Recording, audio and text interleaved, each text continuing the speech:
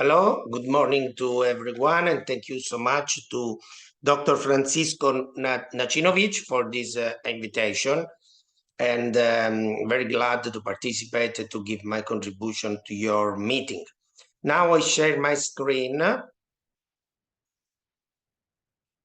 hoping that all is okay. Well, I will speak about the antimicrobial therapy of multi-drug resistant gram-negative bacilli. These are my disclosure.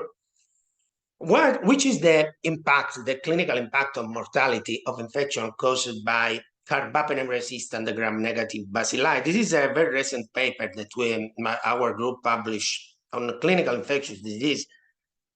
We investigated in a national cohort from Italy of episodes of bloodstream infection caused by gram-negative bacilli, the impact, the difference in outcome between carbapenem resistant and carbapenem susceptible gram-negative bacilli.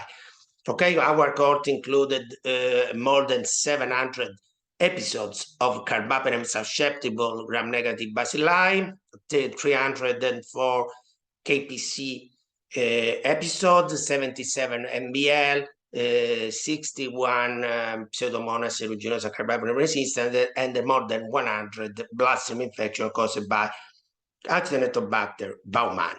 What we found in this this paper, we found that the factors independently associated with mortality are some factors well known.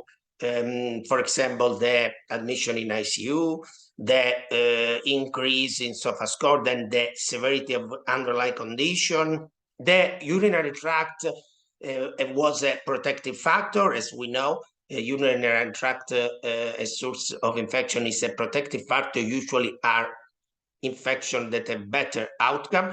Early appropriate therapy was also a factor associated with improved survival. Age was a factor associated with mortality. Okay, all these factors are factors that are usually found in all the studies that investigate the response and the outcome of this infection. What was interesting was that KPC, you see, was not associated with increase in mortality, while MBL was at the highest odds ratio for mortality, 5.8, followed by Pseudomonas aeruginosa and Acinetobacter baumannii. What we tried to assess, the excess of mortality. Okay, with a statistical formula, statistical analysis that is not simple, we compare the mortality of patients with similar characteristic, adjusted for age, for baseline characteristic, for severity, with comparing the excess of mortality in carbapenem-resistant strain compared to carbapenem-susceptible strain. And as you see, the excess of mortality is 5% in KPC compared to Klebsiella susceptible to carbapenem, for example, VSBL, also fully susceptible, was 35% in MBL. MBL are very important public health problem, was 19% in Pseudomonas aeruginosa and 60% in Acinetobacter baumannii. Then we have several species, specifically MBL producing Enterobacteriales, Pseudomonas aeruginosa carbapenem resistant, and the carbapenem resistant Acinetobacter baumannii that significantly cause an excess of mortality in the hospital when a patient is infected by this strain. This mortality is independent from the baseline condition because this analysis allows to compare similar features of the patient, and then if you have nosocomial infection by this strain, you have an excess of mortality. Then this is a great problem for clinicians that we have to try to solve and try to reduce this impact. Which are the basic principles of the choice of antimicrobial therapy? First of all, the timing.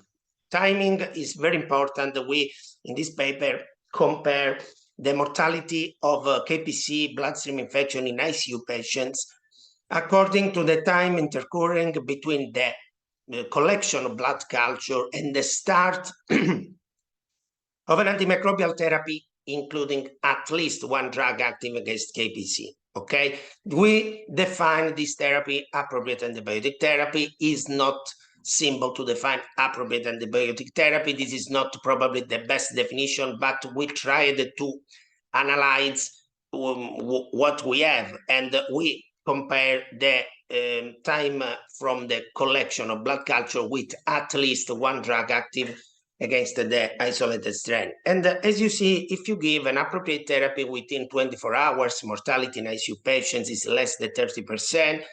This mortality rise to 37%. That is about a reported mortality, median reported mortality. But if you have a delay in starting antibiotic therapy with at least one drug active, more than 48 hours, mortality is simply unacceptable, and the probability to die are very, very, very high.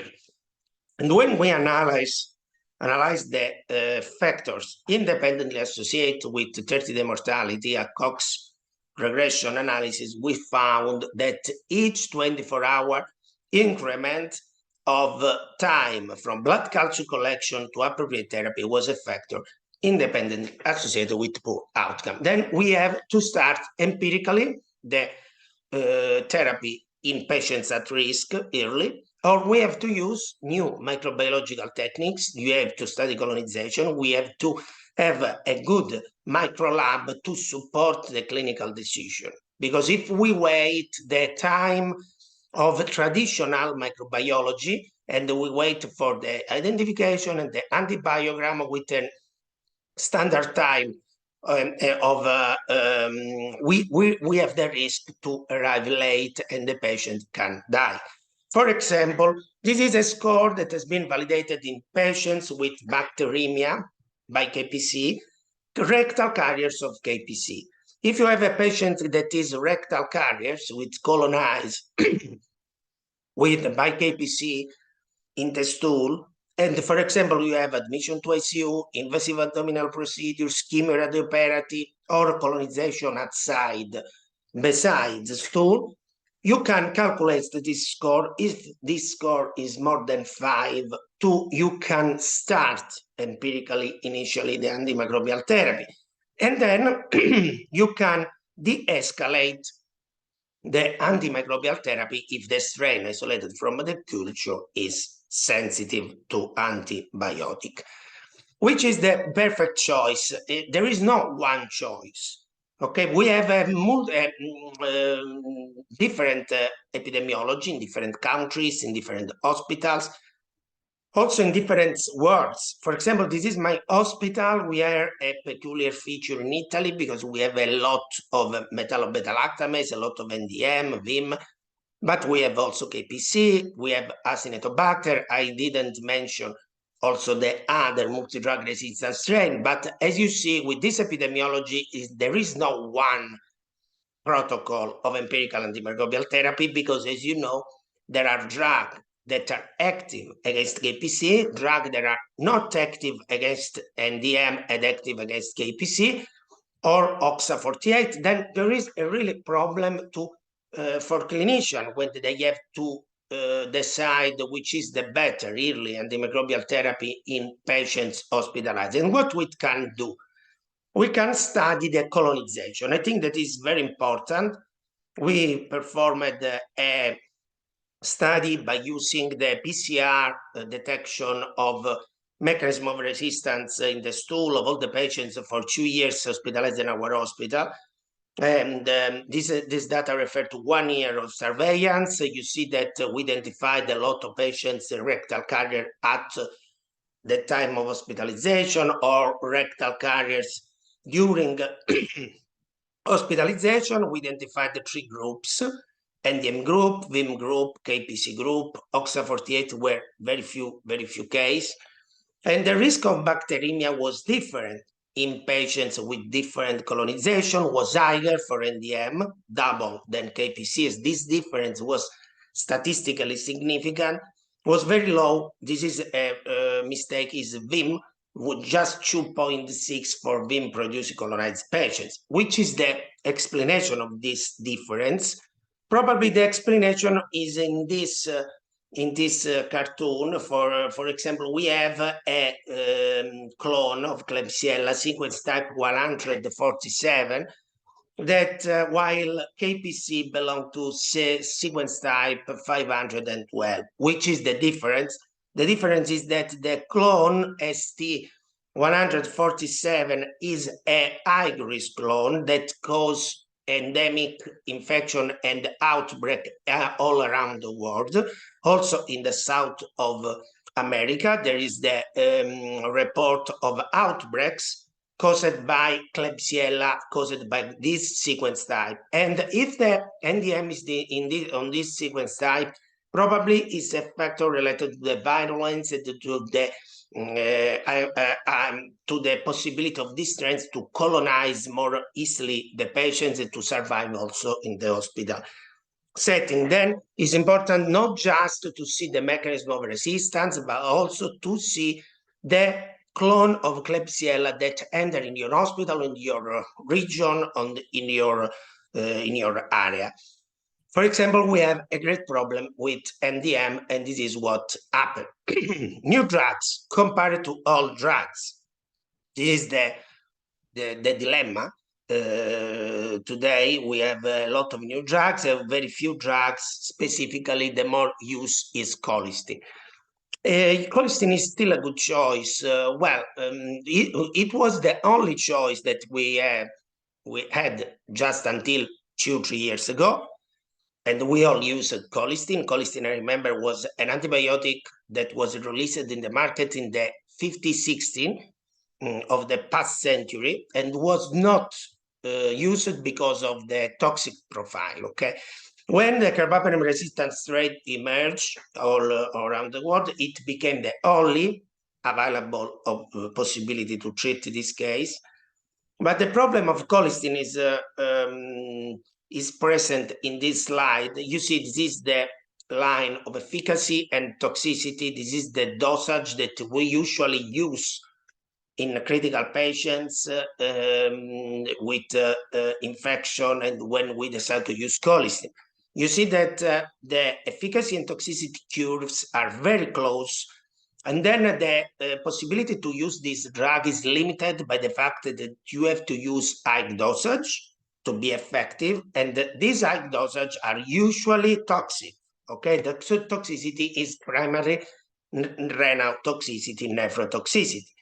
For sure, the new drugs are less toxic. Being beta-lactam combined with the inhibitor of beta-lactamase, you know that this drug have been used historically from more than 15 years, and we know that these drugs are more predictable in pharmacokinetics, are safe, and in these first reports comparing colistin and ceftazidime avibactam, for example, there was also a reduction in hospital death, then appeared to be more effective.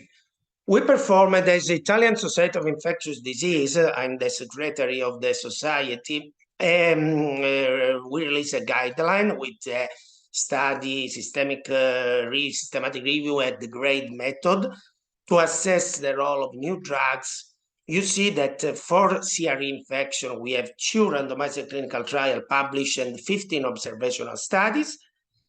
If you see, the most study published included ceftazidime avibactam because it was the first drug released in the market. 2 studies included meropenem vaborbactam, and 1 study imipenem relebactam. But what we see is that usually the intervention or the new drug is better of colistin in almost all the study, okay? Because the mortality was reduced.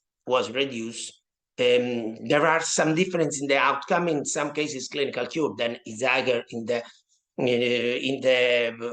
new drug group. In other case was 30-day mortality. This is higher in comparator, that is colistin.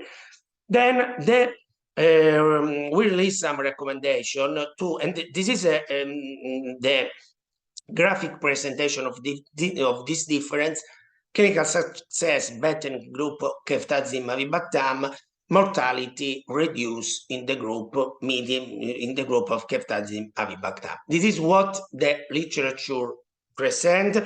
These are not all randomized clinical studies. There are a lot of observational studies, but this is what we have, and we have to consider that nowadays all the physicians that have experience in treating this infection have the sensation that new drugs are better than colistin.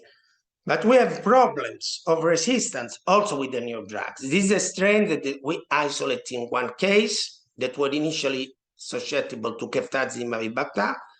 We use ceftazine avibactam to treat the bacteremia by KPC. The patient had the prostatic infection and relapse, and after treatment, the strain became resistant to ceftazine avibactam and susceptible to meropenem. We use it in this case meropenem vaborbactam, and we cure the case.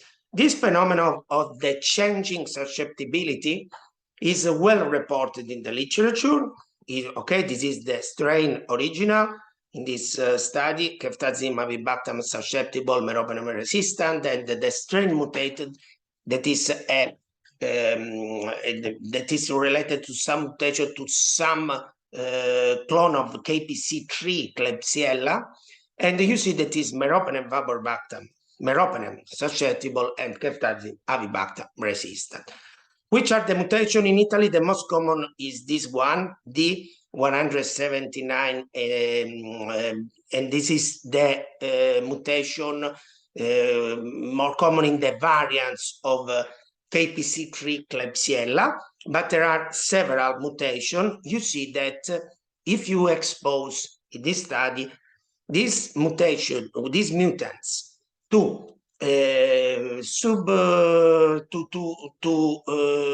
concentration of meropenem in the time, after 1 week, 2 weeks, 3 weeks exposed to meropenem, the strain become resistant to meropenem another time. Then is not meropenem or imipenem alone the therapy of these variants of KPC resistant to ceftazine avibactam, despite the apparent susceptibility of the strain, but you have to use another drug that is protect, for example, meropenem vaborbactam or imipenem relebactam. And the microbiology of these drugs, of this strain, is quite interesting because in this recent paper, there were some mutation, GD insertion at these amino acids, 135, 134, 135, that were associated with reduced susceptibility, not only to ceftazine avibactam, but also to meropenem vaborbactam, okay? Then there are mechanisms of resistance and mutation that affect the susceptibility to meropenem vaborbactam. Usually are porine mutations, okay? Porine mutations can affect also meropenem vaborbactam, but this strain were almost all susceptible to imipenem relebactam. Another experiment is they evaluated similar situations, porine status, you see, the strain resistant to both ceftazine avibactam and meropenem vaborbactam resulted susceptible to imipenem relebactam. Then we need all the drugs. There is not just one drug. There is one drug. Ceftazine avibactam is the most used because we have more experience, but meropenem vaborbactam and imipenem relebactam can be used to treat resistant strain or to treat difficult site of infection. Because, for example, this is data about imipenem relebactam, but it's the same for meropenem vaborbactam. The penetration in the lung, in the epithelial lining fluid, is very good, both of relebactam and vaborbactam compared to what happened with avibactam. What about MDR? Okay, you know that I have a lot of experience with treating this infection. We have just few studies because this mechanism is particularly common and in India and other countries, but there are no so much studies. The credible trial evaluated just a little number of cases received with MBL infection receiving cefiderocol, and data were apparently good. We studied the antimicrobial therapy of NDM in a regional outbreak of the Tuscany. This is the area northwestern Tuscany where is located Pisa, that is the reference center of this area, and is the hospital where I work. And this is what happened. On the right, you see a strip of Astreonam alone. And this is a strip of Astreonam that is posed on the strip of avibactam, of ceftazim avibactam. This superposition method showed the synergism between Astreonam and ceftazim avibactam. Okay, you know that there is also a new drug in development with a 3-phase study already completed, that is Astreonam avibactam. We compared the combination of ceftazim avibactam plus Astreonam with other regimens, including colistin or other drugs. We found that the combination of ceftazim avibactam plus Astreonam was protective for mortality, was significantly lower than mortality. This is the difference in mortality after propensity score matching between patients who receive ceftazim avibactam plus Astreonam or other antibiotic regimens, but this is the difference that is almost higher when you compare ceftazim avibactam with colistin-containing regimens and or other regimens. Then you see the major difference is with patients receiving colistin. Then the IDSA guidelines and the ESCMID guidelines suggest the combination of ceftazim avibactam plus Astreonam or cefiderocol as a first-line therapy. Both societies are agree with this choice. And the last but not the least, Acinetobacter baumannii. You see that Acinetobacter baumannii is the most difficult to treat pathogen. If you ask to me, you know which is the best therapy of Acinetobacter baumannii, I say you know, because it's quite difficult to find the best regimen for this pathogen, being this pathogen extremely complex in terms of mechanism of resistance. It's not easy to understand in some case when it is pathogenic or is contaminant. For example, in patients intubated, ventilated for a long time in ICU, it's quite common to have colonization by Acinetobacter baumannii. Then the study are not easy to